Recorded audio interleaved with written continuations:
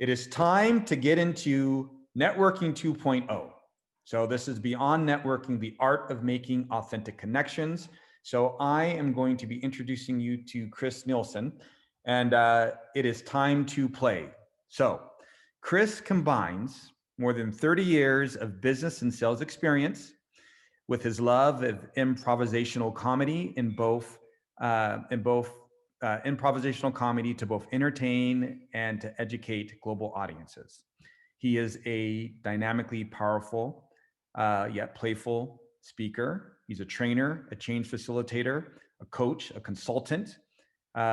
He helps leads and manages teams, through this practice. He's worked with folks at Microsoft, Intuit, Hilton, Federal Reserve Bank, UCSD, Sony, and many others. When people attend his sessions, there's a lot of laughs, memorable experiences, and it's all done through gaming. And so it's about playing and having a great time.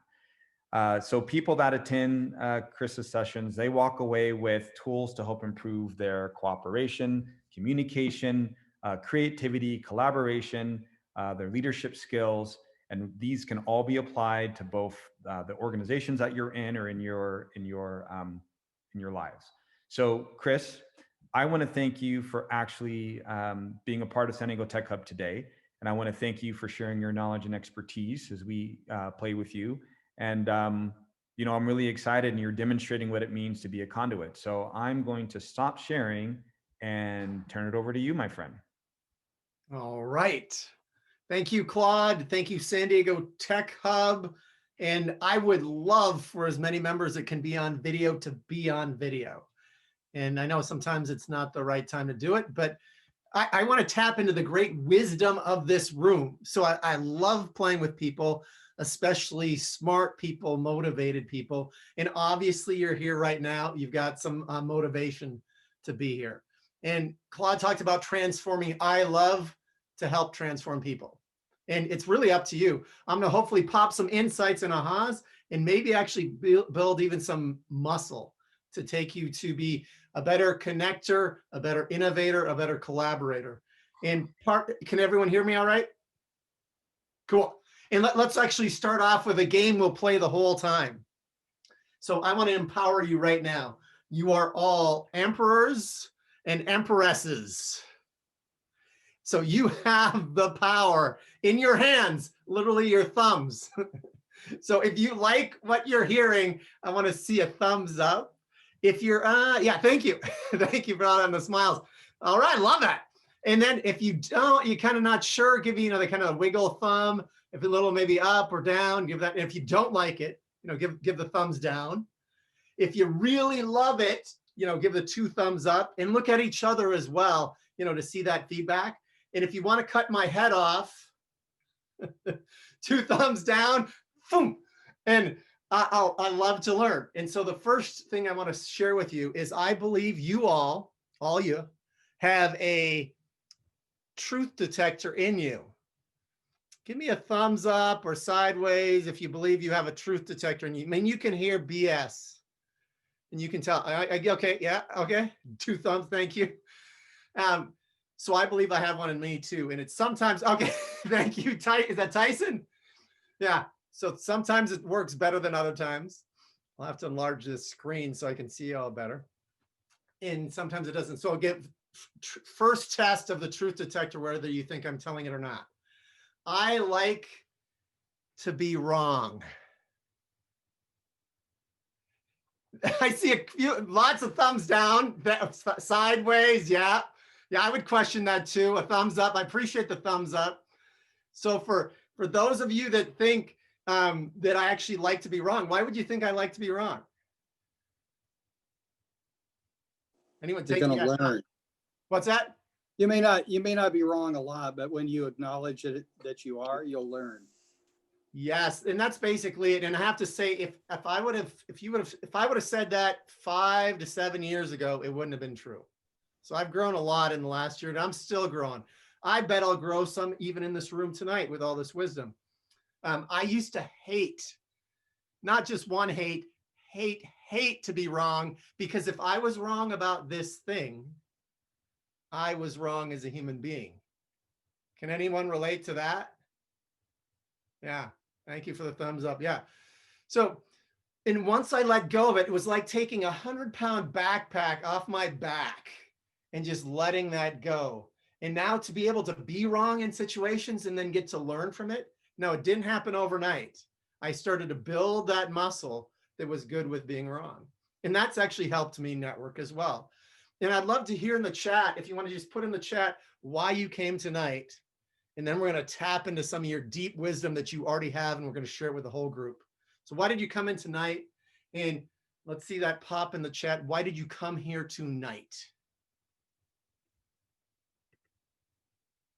Network more efficiently. I love that. I'm an efficiency guy too. Sometimes that's standing in my way. I came to learn how to connect, curious. I'm super curious. Surround myself with innovative people. Yes. Definitely curious. People's good. Learn more and be in the group. I have a lot of informational interviews coming up in my job search, and I want to connect. Yes. Learn to connect better virtually. All right. 100% sure. I'm not 100% sure in the virtual world. If you are a natural connector, you are going to be great in the virtual world as well. Own this place. For the cocktails, well, I didn't bring my cocktails. I love that. Authentic is powerful. Where are the dem cocktails? I think you got to look in your own house there, Ian, but I appreciate it. So here, let's tap into your wisdom right now. So I want you to think about this for a second. What is the most influential relationship you've had other than family and friends? Let's go with business. What's the most influential business relationship you have? Think about that right now. And then think about where you met that person and how you met. So think about the most influential business relationship you have and how you met that person. And then let's add a level to it. How did that relationship deepen to a level you were able to maintain it? Or did you lose that relationship now? So let's put it in the chat so we can share with everyone, and maybe have a couple people, like 3 people raise their hands that want to share where they met that influential person and how they met them. So just hold your hand up and I'll call on you and unmute yourself. I can't see screen. Let's see, I can flip over to screen 2. Anyone raising your hand? I know you met something influential, and your wisdom will benefit everyone in this room because human beings share a lot of things in common. Yes, Claude, thank you for volunteering. I had a mentor at work, and it was a very interesting dynamic because he had brought me on to help build this office, and I wasn't doing too well, at that job. And, he allowed me to release a lot of the frustrations that I had. And he was very patient, like practice active listening. But when he spoke, it sort of like pierced me to where it really caused me to self-reflect. And he was someone that was very he influenced me a lot, on the job. As part of me staying in touch after he left, because he's no longer with the company, after he left, I didn't do a good job following up with him and just kind of tapping into that wisdom. And I think that's one of the things that I find is that, when people are around and I'm dealing with something, it's great to, connect and kind of draw from them. But when they're gone, I haven't really stayed in touch. And so as you were challenging me to think about that, I thought, well, shoot, I should probably send him a text message just to let him know how much I appreciated him, and just to kind of see how he's doing, especially with COVID going on.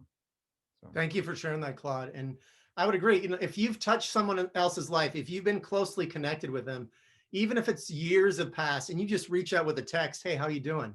Just thinking about you today. Does that feel good when someone does that? Just checks out, doesn't want anything from me, but just reaches out. And sometimes some of us are people that reach out, and other people are the ones who just connect only when they're reached out to. But that's a muscle you can build as well.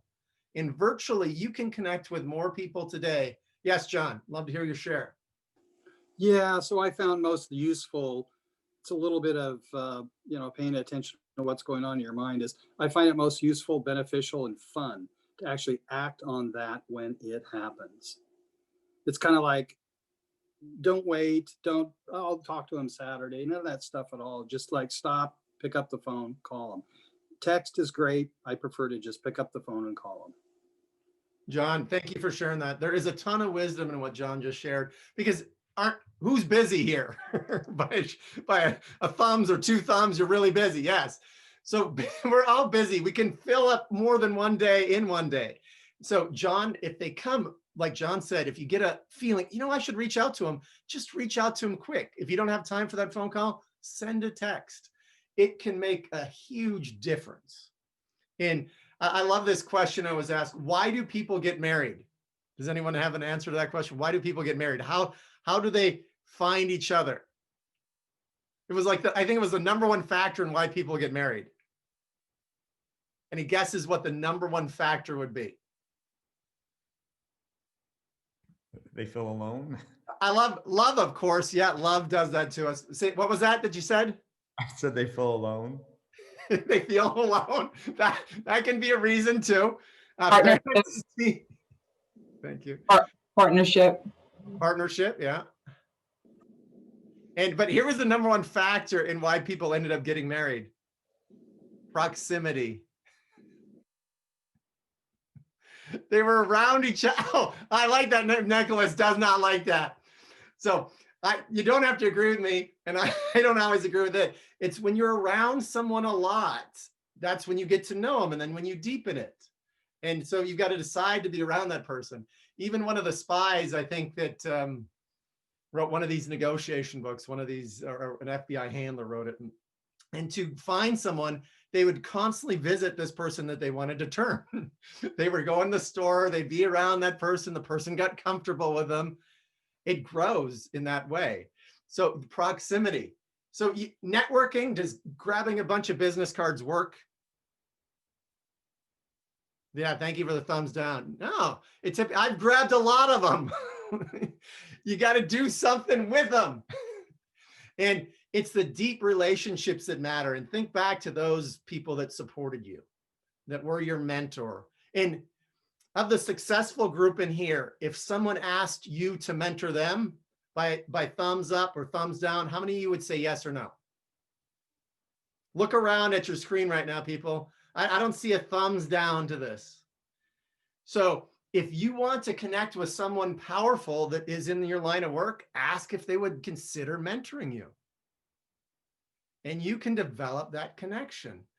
People, I see this group with Claude's vision that he's created. People love to give back. I love to give back.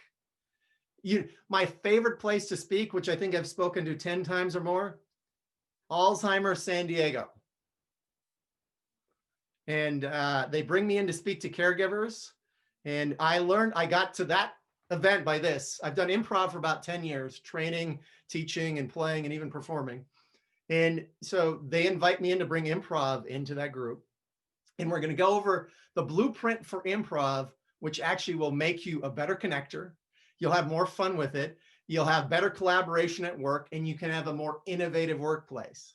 So on the chat room, put in from a scale of 1 to 10, 1 being innovation is not important, and 10 being it's super important. Type your number into the chat.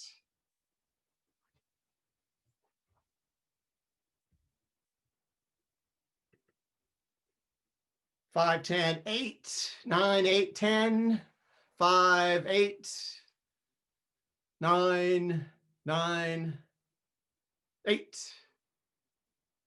11. All right, Jeff, you're off the scale. Thank you, Jeff. I love that enthusiasm. All right, so look at those numbers for you. Innovation, if innovation is important to you, I'm going to share a recipe, a formula later. That same recipe actually works for greater connection. And one of the things I want to go over with you right now is how do you better connect with someone? And I've got one question that can help you do it.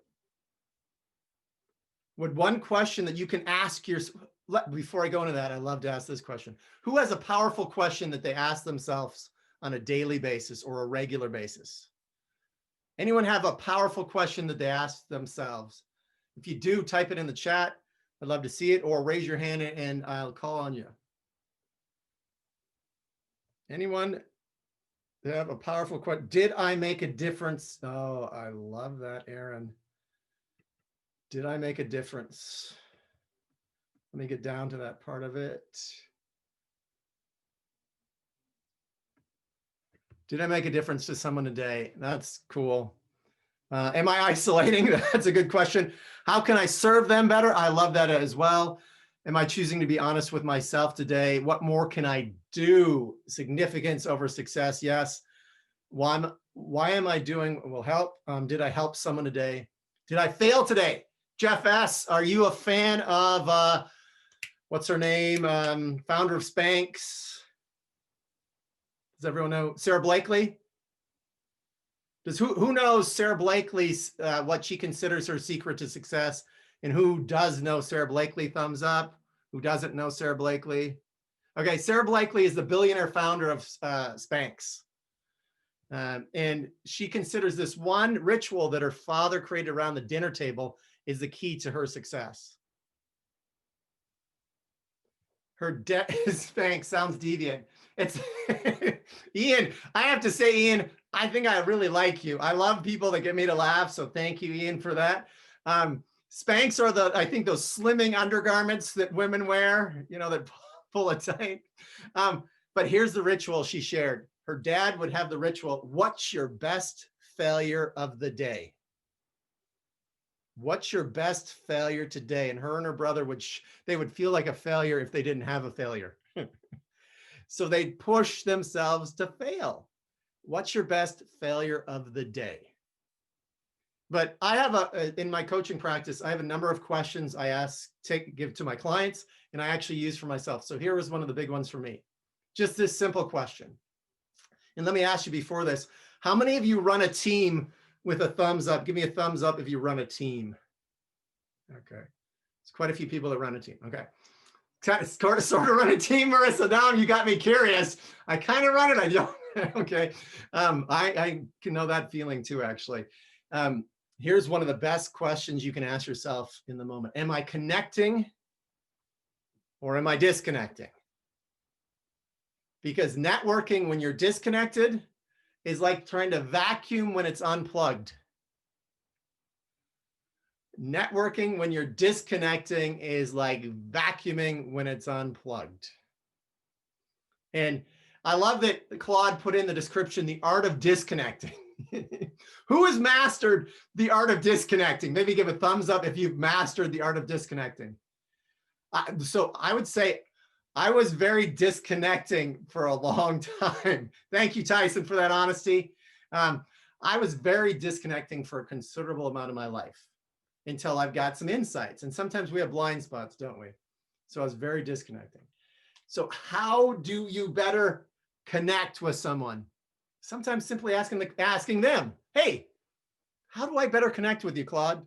And you just simply ask that question and you listen for the answer. I'm going to jump to this. So that's one of my compass questions. The other one, and I don't know if you guys can see, can you read that down there? Shaking heads. I guess you probably, okay, some thumbs up. You'd have to put me in speaker mode occasionally. Go back to bounce back from speaker mode occasionally back to gallery so you can see each other's reactions. And the other question I love to ask myself now, which will make you more attractive when you master it. And I think Claude's embodied a lot of this. So the question is am I coming from scarcity or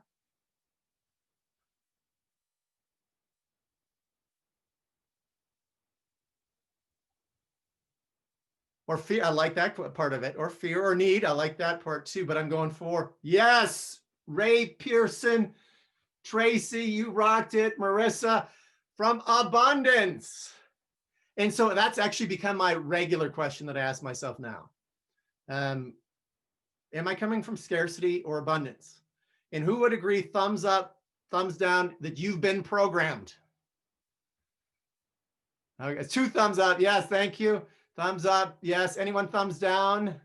And if you disagree, pop your mute off and say why you disagree. I think we all know, this group seems to know that they've been programmed. Not every group knows that. I asked a group of CEOs the other day, and about half the group said, yeah, we're programmed. No, the other group half was, no, we haven't been programmed. And let me give you one of the simple ones that was for the older generation. Choosy mothers choose What do choosy mothers choose? Jeff? Jif, yes, yes.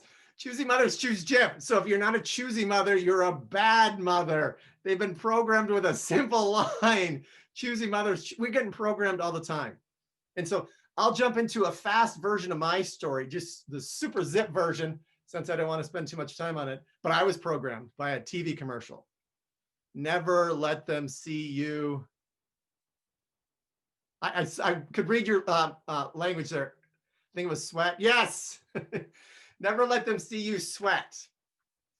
And I sweat a lot. Now the good thing, and because, oh, who was that? Tracy and Greg. You bad. Oh, hey, Greg, you bad boy, you. Never let them see you sweat. So I sweat a lot. The good thing is no athletic coach said to me, don't sweat so much, Chris. Now, people that guarded me go, I don't want to guard Chris in basketball. He sweats a lot. But I got in my head that I was a defective human being because I sweat so much. And I gave a middle school speech where I just poured sweat like I've never poured sweat before. After that, every speech after that, from 8th grade on, there was a ghost. Ha ha, I'm here. You're gonna fail. Ha ha, you're gonna get rejected. And they're gonna push you away. So I felt defective as a human being. And now I went from a very fearful speaker that you'd see into me to one who has a lot of fun. Let me know with thumbs up if you think I'm having a little bit of fun right now. Good. I'm glad it's coming through. Thank you for that. So I went from fearful to fun, and there was a process to that. And let me ask you, thumbs up, thumbs down again. Do you think fear gets in your way of doing some of the things you want in life? Yeah, thank you. Now 2 thumbs up. Yeah. Fear has gotten in the way of a lot of things I wanted to do. But one of the things you can pull that pulls you through fear, or pulled me through fear, is having a big why. So one of the ways that you boost your networking skills and push through some fears is you tap into your why. And you should write that down. If you don't, yeah, thanks for the 2 thumbs up, John. If you tap into your why, it can pull you through crazy things. So I'm going to share with you some of the crazy things I did so you wouldn't see me sweat. I put, when I was speaking or performing in improv, I put an ice pack down my pants. And it was an exhilarating experience. And this was actually at my first improv show, and I was afraid. But then I looked and I go, that's going to show. So I put it in the back, and then I go, what if it falls out? That will be even more embarrassing if it falls out. So I took it out and I went up there and sweat anyways. But then I did this. I thought that was brilliant. I don't have a water bottle with me, but before an important speech, I half frozen water bottle, almost frozen water on top, and I was sweating before, so I was worried. So I took a huge slug of it. And when I started talking, my tongue was numb. I could tell it was numb. I could tell I was slurring my words slightly, and I started to sweat anyway. So that didn't work. I put shirts in the refrigerator. Then I bumped it up to the freezer, and I quickly heated through that. I would buy 2 shirts the exact same, so I'd have that as well as, and then I thought this was perfect. This was actually going to be an invention that made me money. I bought some panty liners, even though I didn't have a girlfriend. And yes, I said panty liners. And where did I wear them? Of course, right here. So I put my panty liners on. I practiced my important speech, and I was going at it, and I was sweating, but nothing. The panty liners were doing their job. I was feeling good. I was ready for my speech. I was pumped up and ready to go. And I went in there and I started sweating, but I'm feeling good. And then I looked down and go, oh no. Oh no. Dry panty liner island, perfect outline, lake of sweat. Same both arms. You could see the island, perfect outline with the curving edges. And one lady told, you should have got the heavy duty panty liners. And maybe that would work better for me, but it didn't work, and I never wore them again. But why am I here right now? Because I love it, and I've gotten over it through various things. One was simply, has anyone read the book Mindset by Carol Dweck? No Mindset? I highly recommend, thank you. Yeah, Tracy, I love the book Mindset. I'll give you the 30-second version of it. The fixed mindset: when you fail, you are the failure. growth mindset. Fail is just feedback on how to get better. And I boosted that muscle over and over again. So let's do a fast exercise that you won't like me after. And I want you to type in the chat or come off mute and tell me how you feel about me when we do this. Now, I'm doing it for your best interest because I know if I spout words at you, you're not going to remember them. But if I get you to feel something, you might remember it. So those of you who've been sitting on your butt all day, this will be a good excuse for you to stand up. So everyone, please stand up. And remember, you're not going to like me after this. So don't actually dislike me so much that you click off the Zoom, where there's going to be a lesson here. So everyone stand up. Even the whales, have the whales stand up. And thank you for standing up. I appreciate it. Now, just tell me how you feel after I do this. Now, sit down. For those standing, thank you for standing up. Tyson, yes. Please sit down. Have a seat. Maybe type in the chat how you feel about me. Don't hold back. We've already had some R-rated stuff in the chat, so please let it go. Bring in whatever you want. So tell me, what a jerk. Yes, thank you for that. Total jerk, right, Aaron? Meanie, yes. No teacher, not like that. It's coming in fast now. Felt great until I had to sit down. Really? Why? Dad, love that dad thing. I feel the dad thing too there. I was yelled at a little bit too. Don't tell me what to do. Waiting for the lesson. Yeah, Ray. I get you. Let's get to the lesson. Appreciate it. So let's get to the lesson on that. It was an easy task, and I'll add to the lesson this.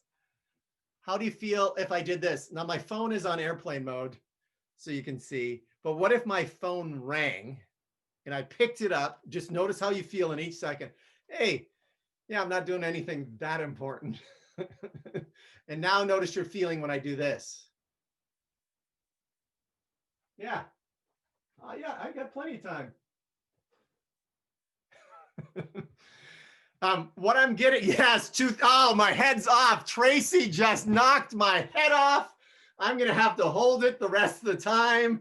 I'm going to have to stitch it back on because Tracy just cut off my head. Thank you for the head. Self-absorbed. We're not worthy of time. What a jerk. Go home. So rude. Still rude. Yes. So here's the lesson, Ray. How are you disconnecting from the people that are important in your life, your teams at work, your teams at home? The insights and ahas that pop off tonight that I hope you use to transform your life, there'll be a number of them in this that you can use if you choose, is this one lesson can be incredibly valuable. Not using the video during the Zoom can be, is not connecting. Yeah, you're not as connecting when you don't use the video.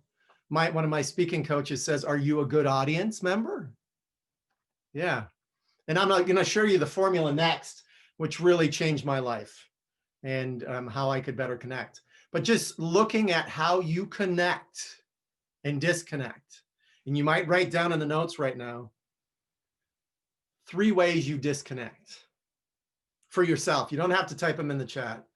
Just 3 ways you disconnect from the important people in your life. Because when you disconnect, it's like trying to vacuum with an unplugged vacuum cleaner. Now, it doesn't have a battery either, people. So it's vacuuming with an unplugged vacuum. But when you're connected, and let me ask you, give me a thumbs up on this one. When you're connected to the people in your life, whether on your team or work for you, do they want to go the extra mile for you? Do they want to go the extra 5 miles for you, even when you're not looking, when they're connected? I see thumbs staying up there. Yes. So this one thing, when you get it, when you bring it to your, again, networking isn't about getting cards. It's about really connecting. And I'm about to send you off to a group in the breakout rooms, and we'll do, let's say, a group of 4. And I'm going to give you a series of questions you can ask each other. And you can get as powerful with that as you want to get with that. So how are you disconnecting? I'd write down, I'd spend time. It's worth probably 10 hours working on this, but you could do it in probably 10 minutes. What are the ways you disconnect? And if you got a super honest friend, Call them up and say, and you might even put this on your schedule right now. Hey, Bob, how do I disconnect? Oh, you're arrogant. You don't listen very well. You pick up your phone, you text in front of people, and they go, whoa, whoa, Bob, I just wanted a couple. They might have more than you want. And if you can change that, you'll be more connecting. And then the flip side of it, let's flip that coin over. How do you connect? How do you better connect? And just simply asking the important people in your life, hey, Peter, how do I better connect with you? Just ask that question and really listen to the answer. And so Peter, if we can, let's go put 4 people in a breakout room. And here's the questions I want you guys to all ask each other is this. Where did I put it down?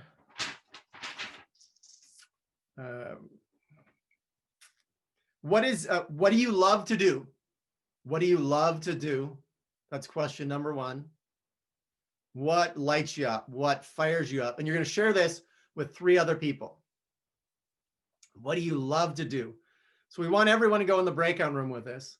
So what do you love to do is the first one. What's your favorite hobby or sport? And that might be in what you love, but I want you to separate. What's a favorite hobby or sport? And here's the last one. What inspires you? What really inspires you? So we're going to only do 5 minutes. So you're going to make space for each other.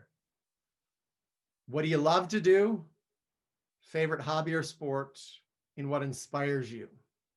And I want you to come back as a group and you'll find some amazing things happen. Now, I've been invited to breakout room 5. I won't join that, but everyone join your breakout room, answer those questions. All right. So how was the breakout room? Excellent. So one of the points is everyone comes back and is everyone back? All right, cool. And Claude, when do we have to, how many more minutes do we have? We usually shut down around 7 o'clock. So how many minutes does that give me? About a little over 30. What is that? 40. Sorry, what time is it? 60. 38 minutes. 38. 38 minutes. Thank you. 38. All right. I thought I was running out of time. But so thank you all. What did you learn from that? What you just did that can make you a much better networker and have so much fun doing it? Anyone want to share? Raise your hand if you want to share. This is wisdom. You can, yes. Ed. It was good personal questions to help someone else open up, and rather than something generic about the weather that doesn't apply to them. So I feel like I got to know Daniel on a much more personal level in just a couple of minutes. Yeah. Thanks for sharing that, Ed. And Tyson, did you have something? Yeah, sure. It just like, I think kind of what Ed said, it kind of personalized it. It wasn't generic questions, just kind of very, very creative and open. So you got a lot of different answers. Thank you for sharing that. Anyone else have a different take on it? Yes, Ray. Yes. So in my group, one of our participants had no video and no audio.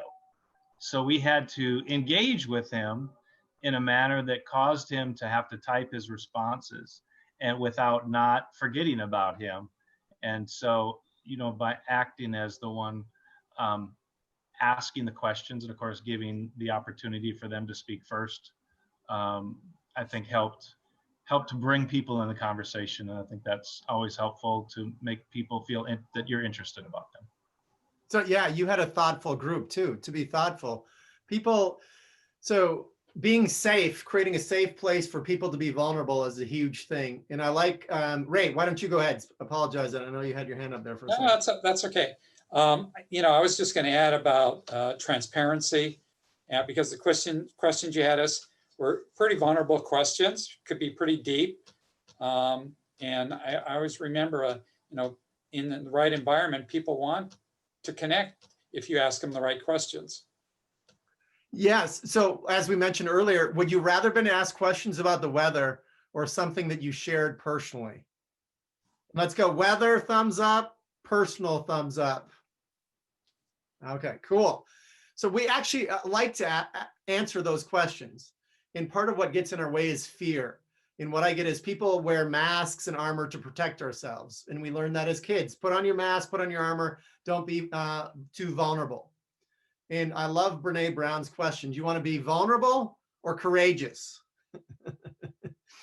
And it's a trick question in that you can't be courageous without being vulnerable. And sometimes it's, thank you for that. Sometimes it's hard to be vulnerable because chances we could get hurt. But here was kind of one of the deeper points of this exercise. Some of the best networking I've done was when I was having fun doing something I love.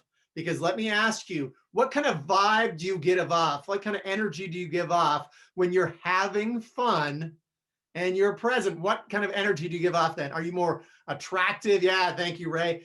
People are more attracted to you. They go, wow, this person is like this. I remember going with a girlfriend saying, I'm not always that upbeat energy. Sometimes I'm down. I think you might have fell in love with the best version of me. So that energy is attractive. And it's like, if you love to golf, golfing is one of the best places to network. If you go as a single and play with 3 other people, you get to learn a lot about people. What is that saying? You learn more about I think Plato or Socrates did it. You learn more about a person in 1 hour of play than you do a year at whatever conversations or whatever. You learn whether, in golf, you learn whether they're a cheater. You learn whether they're honest. You learn whether you even want to do business with them. You learn what kind of character they are. But find the things that you love to do, and other people will love the same thing. So give me a thumbs up if you had in your group that there was at least 2 people that loved the same thing. All right.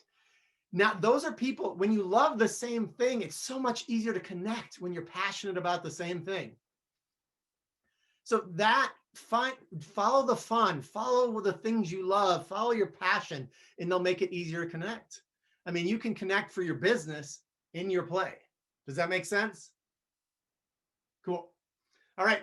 I'm going to share with you this recipe of improv, the principles of improv that changed my life and that I teach to companies like Microsoft Teams, Intuit, Sony. It will boost your connectivity levels, ability to connect with people. It'll boost your collaboration. It'll boost your ability to be innovative as a person and as a company.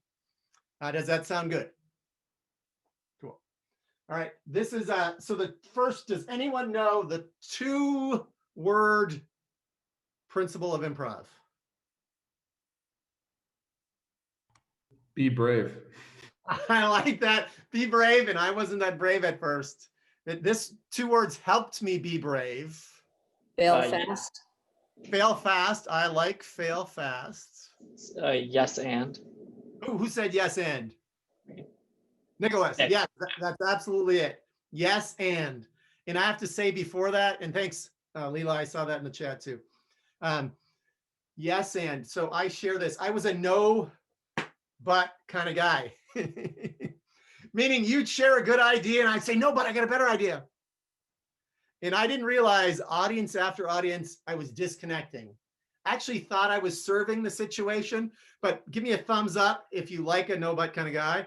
Give me a thumbs down if you don't like that person. Yes.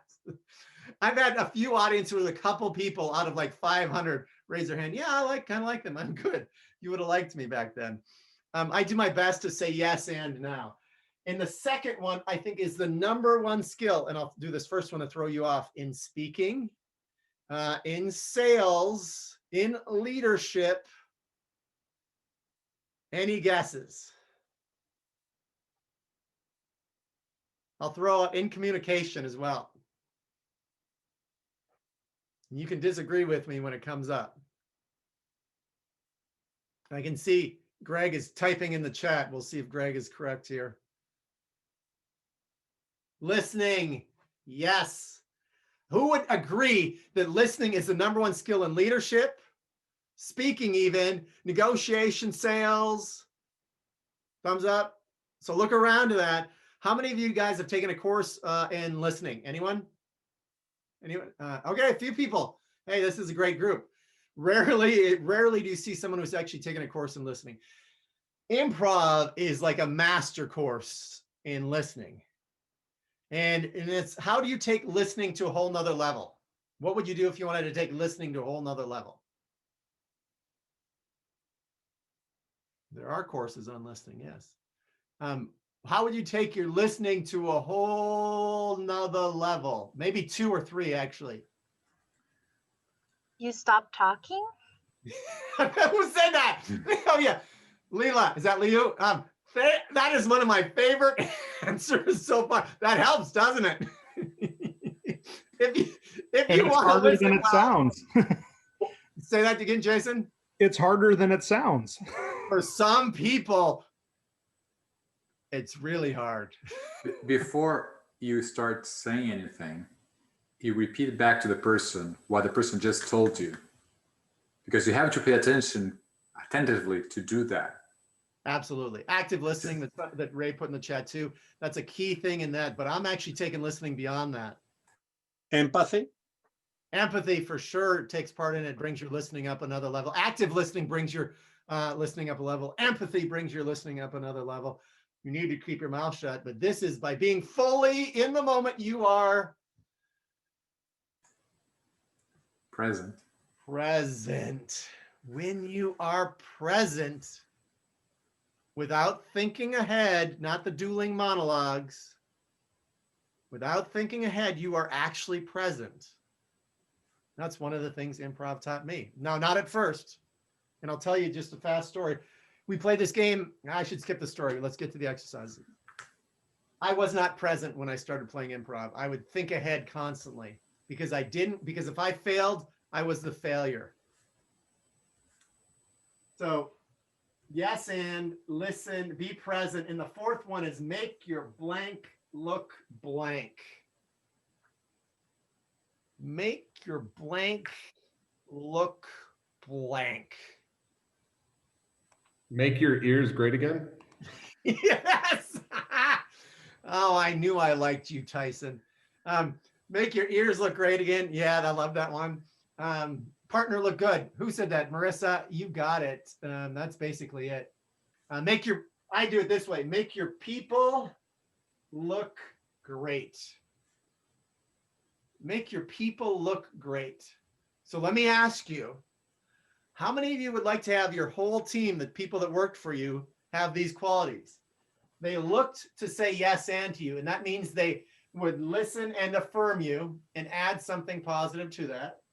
They listened, they were present while they were listening, and they were making your people look great or making you look great. How many of you, like by a thumbs up or 2 thumbs up, how many would like to have a whole team of people like that? I'm seeing everyone. Anyone disagree? Anyone not want to have people like that? Okay. Oh, John. Okay, you're not so sure on this. I'm curious now. Okay. Thank you, John. So most of us would like a whole team of people like that. Now here's the trick question though with it. How many of your people, I think some of you are getting it already, would like you to look to say yes and be present, listen, be present, make them look great? How many of your people would like that from you? And let me ask you, can you be that person? Can you be that person? Gerald's probably being honest there. We've been programmed. I was programmed to be a no but person. It took some programming, reprogramming for me to change out of it. And part of it is a commitment. And you can commit right now. Just type in your phone, yes, and listen, be present, make your people look great, and have it pop up every day. Just as a reminder, and then look for ways to do it. And Peter, let's do this. If we can, let's put in just breakout rooms of probably 3, since some people aren't showing up. Let's do breakout rooms of 3. And we'll do a yes and story. And the story goes like this. Someone says whatever they want to say, like a phrase or a sentence, and then you say yes and to that and add to the story. So if I said, once upon a time, there was a fish named Bob. And the other person might say, yes, and the fish named Bob love to go through fake castles. Yes, and those fake castles were huge. So you grow the story like that. And we're just going to spend 2 minutes doing that. Actually, let's do it a minute total. No, well, a minute and a half. So they'll go into the room, you'll go 30 seconds, and you'll bring us back from the breakout room. So send 3 people in the room, and they'll go around just bouncing around one sentence at a time and saying yes and to each other. Say yes and affirm. Does that make sense? Okay, cool. Send them off to the breakout room, Peter. All right. Anyone, let's get 2 people at least that want to share how that experience was for them. Yeah, John. Take yourself. Yeah. I would call it an expansive experience. Oh, I love I mean, that. it was obvious that things just got better and better. So I basically said, you know, I find myself thriving in the pandemic.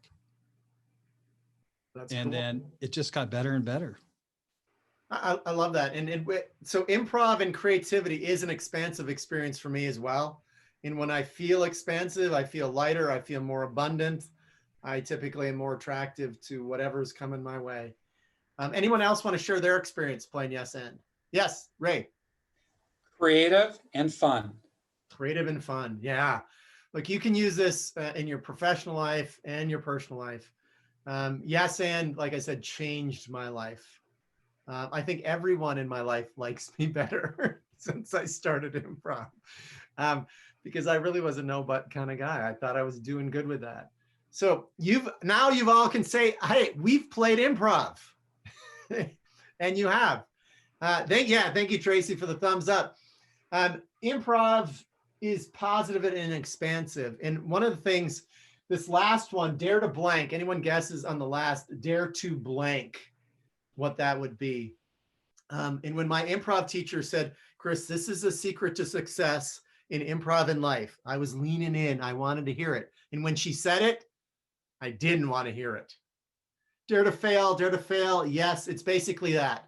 But she gave it with a little more punch. She said, dare to suck. And I thought, dare to fart. Lee, is that, thank you for adding the humor there. That can be daring to fart in certain locations, but dare to suck is what she said. And I said, no way. But the person next to me was like giddy, floating out of their seats. And the person to my left was going, yeah, that makes sense. Yes.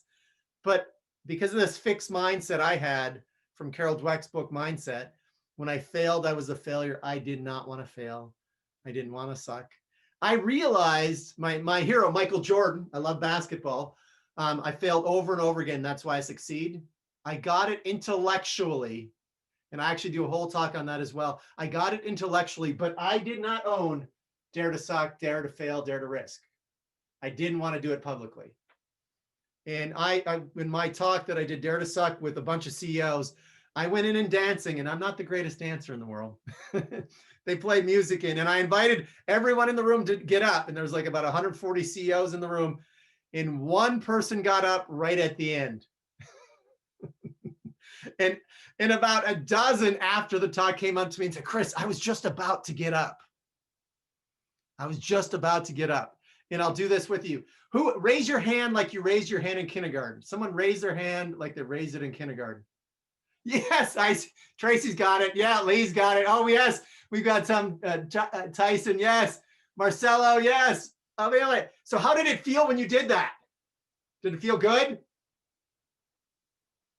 Come off mute if you want to share it too. Yes, I see the thumbs up. It feels good to do this. Ooh, pick me. So those of you that didn't do it, you might ask yourself why you didn't do it. And I think one of the quotes is everything or the best things you want, best things in life are on the other side of fear. So who would like to know the fear that I think underlies most of them that hold you back? The one that underlies them all. Who wants to know that answer by a thumbs up? Any guesses what that answer is? Guess, I want to hear, what do you think that fear is that underlies almost all of them? Failure. Failure, but there's one that underlies failure, I think. And you can tell me if you think I'm right when we get done. Rejection. Rejection, I think, is a huge one. Shame. What was that? Shame. Change? Shame, like SHAME. Oh, shame. Yeah, for sure.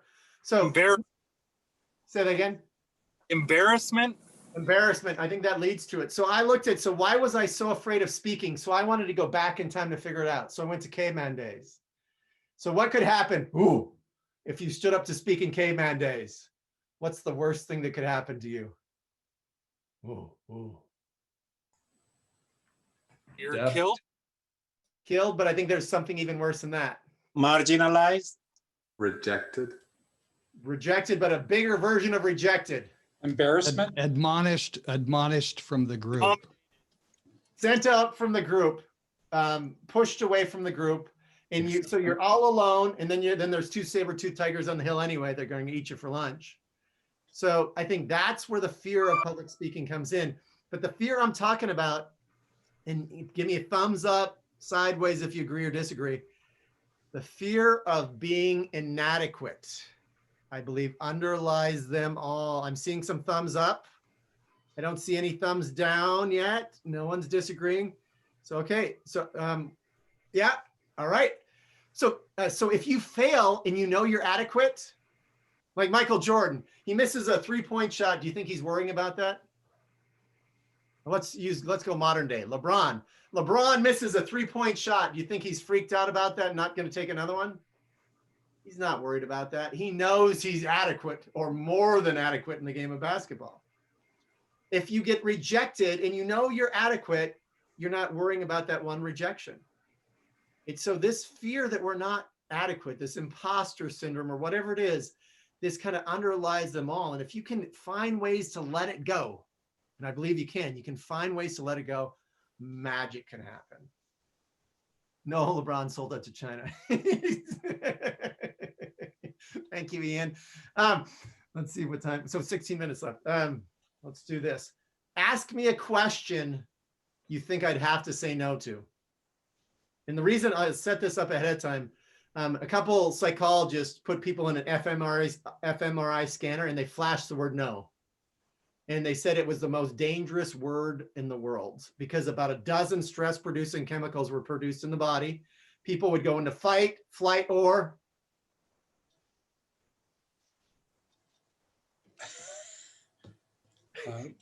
freeze, fight, flight, or freeze. And when you do that, the blood goes to the back of your brain. That's why sometimes when you're speaking, you go into tunnel vision if you're afraid, because the blood has been sucked away to the back part, so you're ready to fight, flight, or freeze like a deer in headlights. So ask me a question you think I'd have to say no to. What was the last time you finally, when was the last time you farted on the Zoom call? Yes.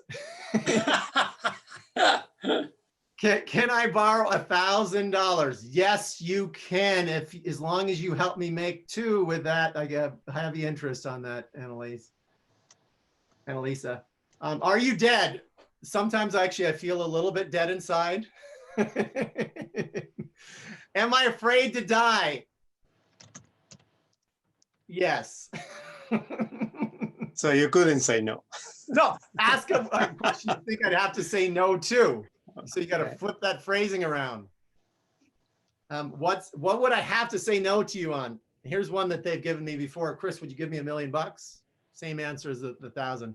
Help me make 2 million and I'll give you $1 million. Would you give up improv? Oh, who did that one? Leela, you bad girl, you.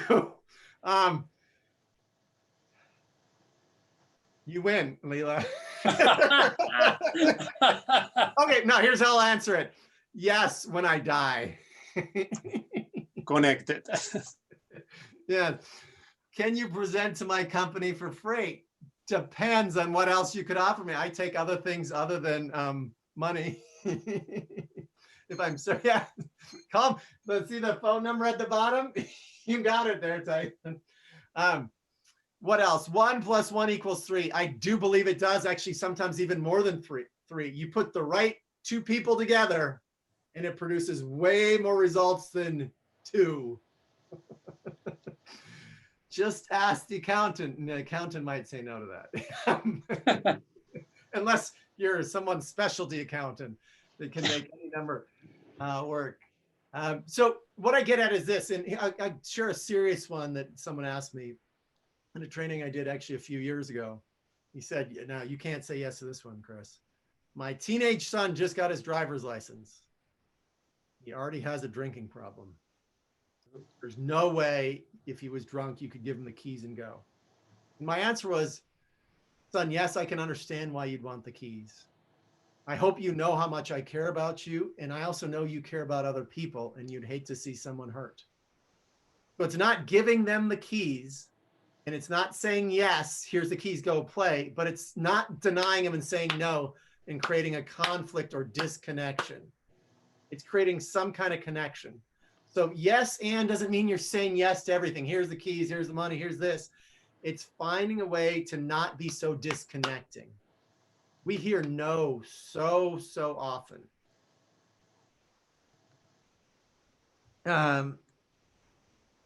What else? So let's do this. Share a gift. Actually, maybe we'll do it in breakout rooms. Let's do breakout rooms, a very short one again. And the game, new choice, we probably don't have time for that. Actually, we do. New choice is one of my favorite games. I think we have just enough time for that. We'll just do it 2 minutes total, so a minute each. And so I'll play a version of it. I'll play both sides of it. So new choice is one of my favorite games, and it's empowering. And here I'll go both times. And I usually, so do a story like Three Little Pigs, Little Red Riding Hood. Don't share a true story. So I'll play both characters, one over here and one over here. Once upon a time, there were 3 little pigs, new choice. There were 4 little pigs, new choice. 5 little pigs, new choice. There was 1 lonely little pig. That pig loved his parents, new choice. That pig despised his parents, new choice. That pig was so-so about his parents. That pig loved to go out and build houses of mud, new choice. Houses of straw, new choice. Houses of cans, new choice. Do you see how it's played? So everyone see how it's played? Give me a thumbs up if you see how it's played. So your job, so the partner with the shortest hair is going to start telling the story first. The partner with the longest hair is just going to say new choice. And now, yes, Claude, now that you're first time playing this game, be gentle with people. Maximum give them 3 new choices unless they're handling it awesome. And you're not going to have a lot of time. So 1 minute in 1 minute, and then we're going to bring you back. So let's put, actually, so to make sure again, let's put 3 people in a room and we'll give a total of 3 minutes. All right, some smiles, some laughter. Anyone, let's get a couple people to share what new choice felt like for you. It was hard. It can be hard, yeah. It was difficult just going through and thinking on the spot, kind of transitioning, because in my mind I had like, okay, I'll just tell this story, and in my mind, and it was like, well, new choice. I'm like, well, wait a minute. Well, how am I going to pivot and kind of tie things back together? So it was to have to kind of think on my feet relatively quickly was a bit difficult. Thank you for that, Claude. Ray. I got stuck a couple times, and it was like the new choice was not really the new choice that I was making. It was more of an extension of the same story that I was telling. So, thank you for sharing that. Anyone else want to share? I'll share my experience. So the first time I played this game, he called it the change game, and he used it as a coaching tool. And he used it in this way. I don't feel like doing that. Change. I'm not going to do that. Change. I'm going to do it reluctantly. Change. I'm going to do it with a great attitude. Okay. So you can use actually new choice as a self-coaching tool. And one of the questions I asked that was actually a big epiphany for a CEO is, do you have to get mad if someone cuts you off in traffic? Do you have to get mad if someone cuts you in traffic? I see the head shaking. No, you don't. You don't have to get mad. But some people go, that's the automatic reaction. That's the programmed reaction. New choice, you can use that yourself. The first time I played it was difficult, but I had a little bit of fun. The second time was way easier. And the third time I created a house with its spray water walls. And I felt this creative expansion that felt awesome. So, and here's one of my theories again, adults would make horrible babies. And the reason I say that is if we had to learn to walk, we'd fall down and we go, you know, this walking thing just isn't for me. Carry me to the couch. I'm done with it. I'm no good at it. Just bring me there. We don't like to fail as adults. There's a consciousness about that. We won't dare to suck. We don't own dare to fail.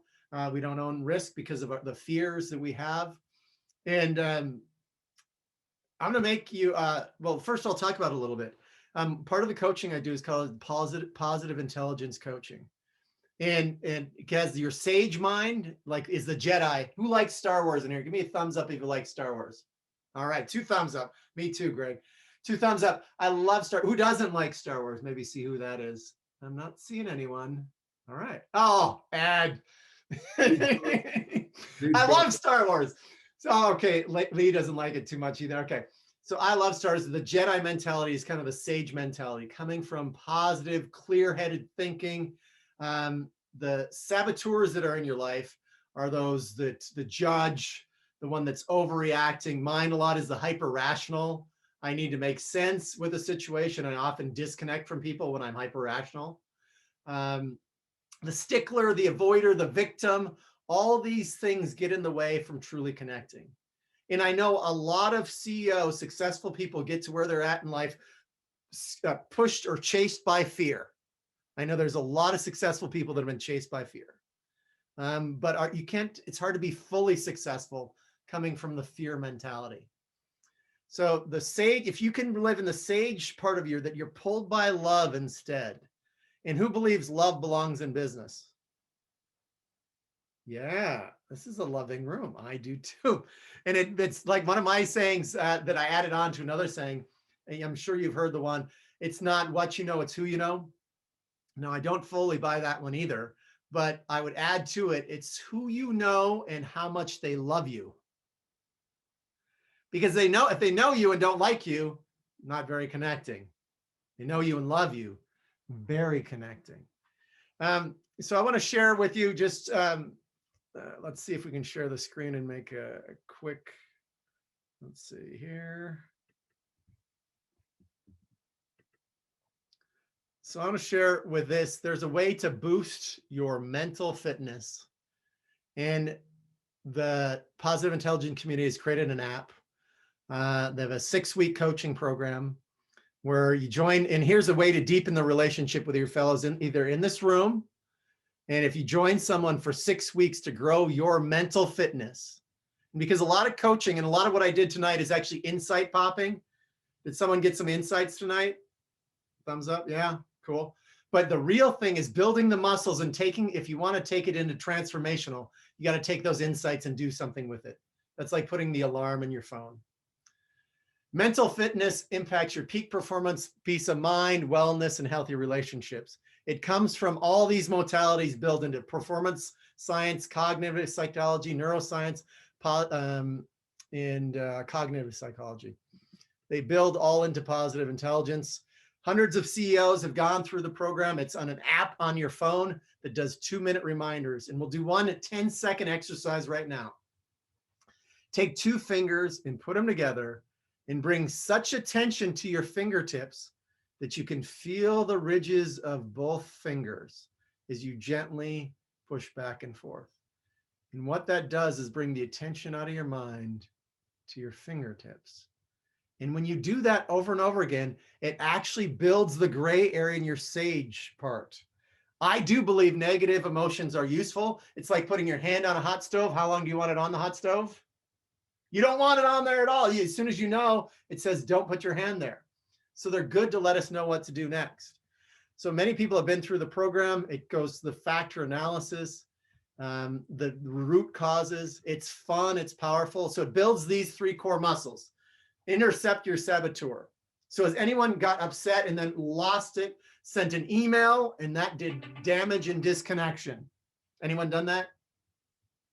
Yeah. Get you to boost your sage muscles and your self-command. That can change your life. I'll go in quick. There's 5 Sage Powers, 10 Saboteurs, building up the Saboteur Interceptor, and one of the biggest is your Judge. And what I want to invite you to as I stop the share here is this. If you want to connect on a deep level, play hard with the people in your life. And by a thumbs up, 2 thumbs up, how many of you got value today? All right, I love that. That's payment for me right there. And just to wrap up with the San Diego's Alzheimer's, we teach the people the principles of improv. Yes, and it changes caregivers' life with now they connect with their family versus saying, no, it's not 1950 versus what did you love in 1950? So that's an idea of what I love to do. And I thank you so much, Claude, for having me here. Peter, thank you for the introduction. I love to do this. Thanks, Dyson. Thank you. Thank you all. Yeah, thank you very much, Chris, San Diego Tech Hub, and the Conduits. Thanks, Chris. Appreciate the time that you provided for us today and share. I thought this was one of the most engaging things that we've had all year. So thank you very much for playing with us. Thank you so much, Claude. Thank you for playing with me. Thank you for such great interaction. You guys were awesome, and I think only one person cut my head off. Was that you, Tracy? I probably deserved it. Yes, I probably deserved it. All right. Have a good night, everyone. Thank you very much. Thanks, everybody. Bye.